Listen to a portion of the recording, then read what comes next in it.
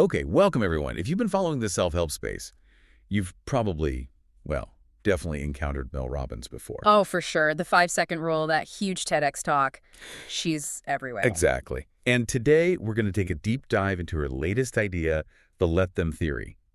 It sounds simple, that mantra, let them, but it actually suggests some, pretty profound shifts in how we think about control and how we react to things. Right.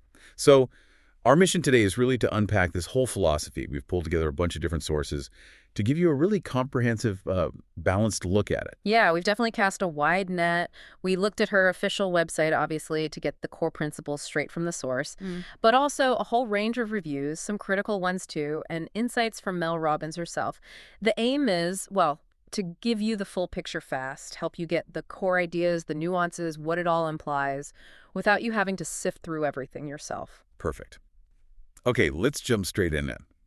So the heart of it, this let them theory, it really does circle back to that phrase, let them. Right. It's about consciously deciding, okay, I'm releasing my grip on things I just can't control.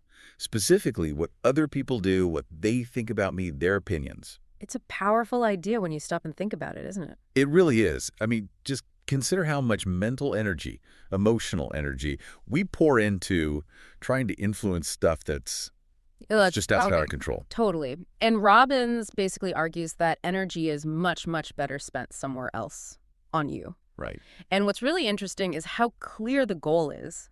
Reclaiming your energy, your focus, that's the prize. How does she build that case? Is it just theory or? No, she weaves it all together. You get personal stories, her own anecdotes, mixed with accessible bits from psychology, a little neuroscience, even drawing on some, ancient wisdom traditions. Yeah. It's framed as a sort of step-by-step guide to help you actually do it. And it's practical too, right? Yeah. Not just mindset stuff. Yeah, exactly. The book and the whole philosophy, I guess, is structured around 8 key areas of life. Like what? Things like relationships, obviously, your career, money, self-esteem, common areas where we get tangled up. Right.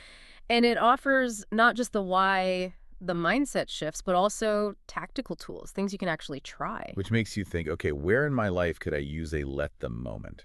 Where am I trying too hard to control something I can't? Precisely. Okay, so that's the what. Let's shift to the who. Mel Robbins herself. We mentioned the 5-second rule, the TED Talk. But tell us a bit more about her background. Well, her journey is actually pretty central to her message, I think.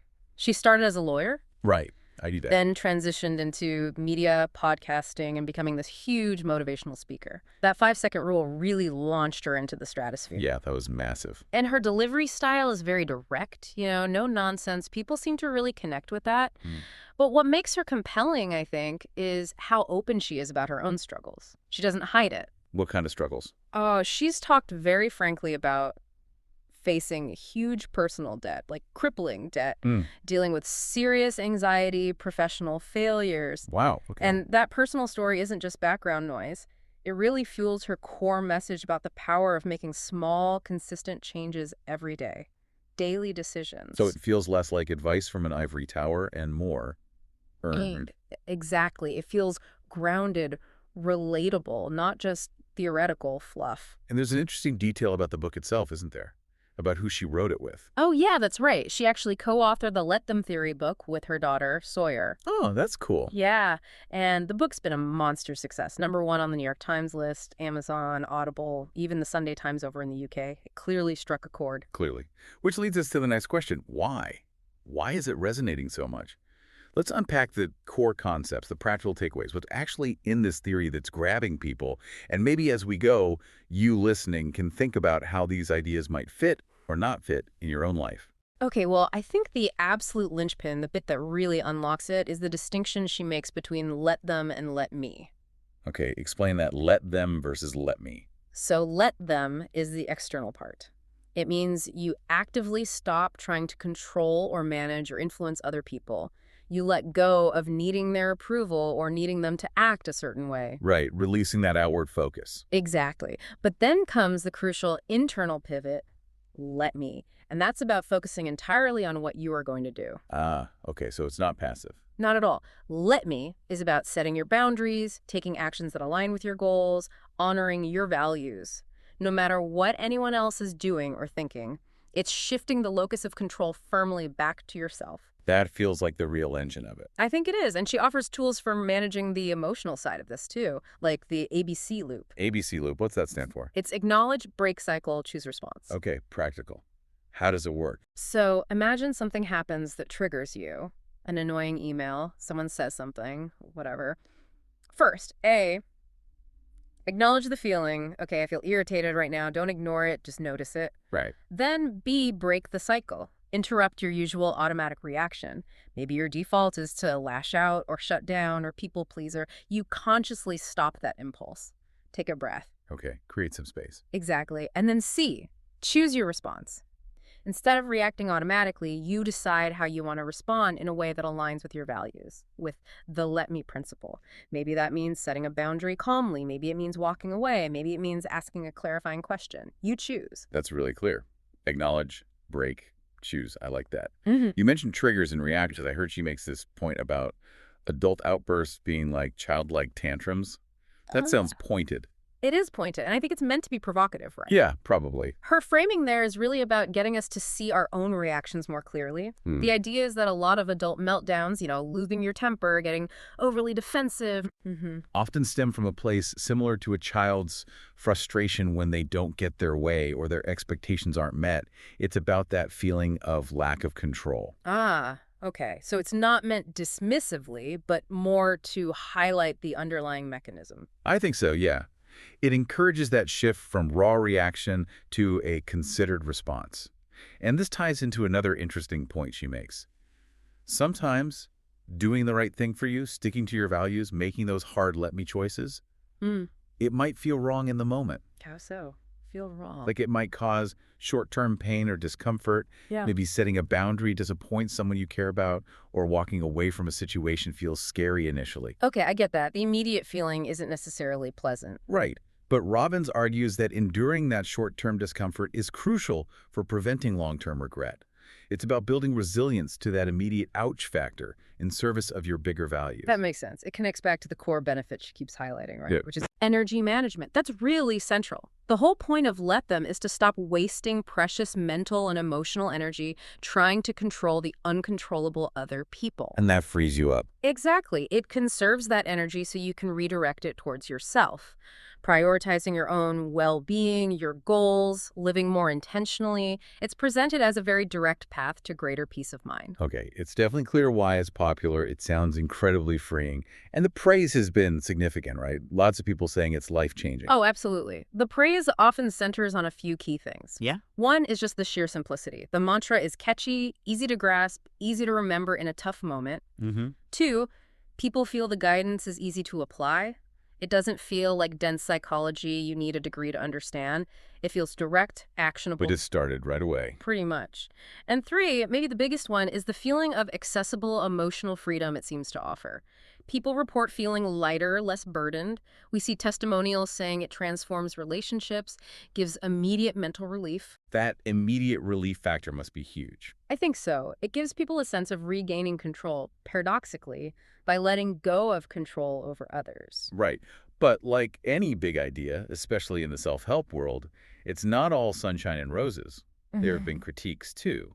We need the balanced view. Definitely. And the critiques are worth considering. One common point is that it might be, well, oversimplified. How so? Some argue the core idea, while valuable, gets stretched thin to fill a whole book. That it's repetitive and the essence could be captured in, an article or a chapter. Okay. Fair point for some, maybe. What else? Another criticism is that it's not particularly original, that it essentially repackages existing ideas, particularly from Stoicism. Like Epictetus, the idea of focusing only on what's in your control. Exactly, that ancient dichotomy of control, or just basic psychological principles about boundaries and emotional regulation. The argument isn't that the ideas are bad, but that they aren't new and maybe lack deeper insight beyond the repackaging. So the genius might be more in the delivery and framing for a modern audience. That's one perspective, yeah. Robbins is undeniably talented at distilling complex or older ideas into incredibly accessible, motivating language that really lands today. And then there was that controversy. Right, the plagiarism claim. Yeah, regarding the phrase "let them" itself, an accusation surfaced that it was lifted from a viral poem by Cassie Phillips. Robbins strongly denied it, stating the concept has ancient roots in philosophy. Okay. But it does highlight how these simple, powerful phrases can catch fire and, questions of origin can arise in the digital age. Okay, so we've covered the core ideas, the background, the praise, the critiques. Let's try to bring it all together. What's the final verdict? Who is the let them theory actually for? Well, let's sum up the good stuff first. Okay. Strengths. Yeah. It's super easy to understand. The core message is clear. It offers practical tools like the ABC loop and promises tangible emotional relief pretty quickly. It uses relatable stories. The frameworks are simple. Got it. Easy, practical, relatable, simple frameworks. On the flip side, the limitations. For some, it might feel superficial, a bit thin, maybe, or, as we said, stretched. So it seems ideal for someone who's maybe new to this kind of thinking, someone looking for a clear, motivational nudge to stop worrying about others. A starting point. Okay, good for beginners or those needing a boost. But maybe less suited for someone seeking really deep psychological work or someone wanting a lot of nuance or complex philosophical exploration. Right, so who is the ideal audience then, would you say? I'd say it's really for anyone feeling overwhelmed by trying to manage other people's expectations or reactions. Someone looking for permission almost to focus back on themselves, that direct motivational push. And who might not like it, who should maybe look elsewhere. Probably readers who want very detailed, step-by-step action plans beyond the core concepts, or those looking for significant psychological depth or truly original theoretical contributions. And of course, anyone generally skeptical of what gets labeled pop self-help. Okay, that distinction is helpful for listeners trying to figure out if it's right for them. Hopefully, yeah, it helps you kind of self-assess. Okay, so wrapping up our deep dive on the let them theory. The message is loud and clear. Stop trying to control other people. Let them be and redirect all that saved energy back into your own life, your own growth, your own well-being. It's straightforward. It definitely resonates with a lot of people seeking that immediate sense of relief and empowerment. But, as we discussed, it's not without its critics regarding depth and originality. Right. Which leaves us with a final thought for you, the listener. Considering everything we've talked about, the practical power, the simplicity, but also the potential limitations, where do you think the real value of the let them theory lies for your own growth? Is it in that immediate lightening of the load, just letting go? Or does that simplicity maybe miss a deeper complexity that you're actually looking for in your personal development journey? And maybe more concretely, Yeah. what specific part of your life right now, this week, might really benefit from you consciously taking a let them moment?